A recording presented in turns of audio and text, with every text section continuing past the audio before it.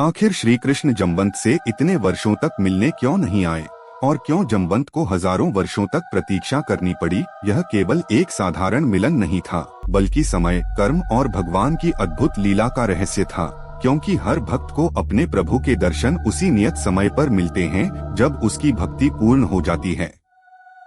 त्रेता युग में जब भगवान श्री राम ने रावण का वध किया, तब उनके साथ एक महान भक्त और वीर थे, जाम्बवान।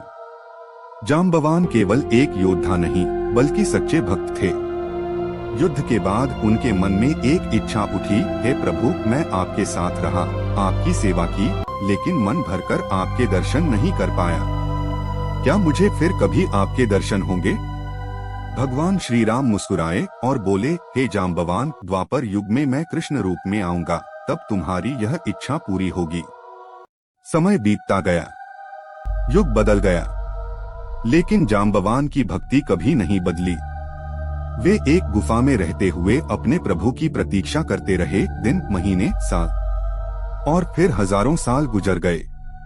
फिर एक दिन द्वापर युग में जब श्री कृष्ण स्यमंतक मणि की खोज में उसी गुफा में पहुंचे, तब उनका सामना जाम्बवान से हुआ। दोनों के बीच भयंकर युद्ध हुआ, कई दिनों तक चलता रहा।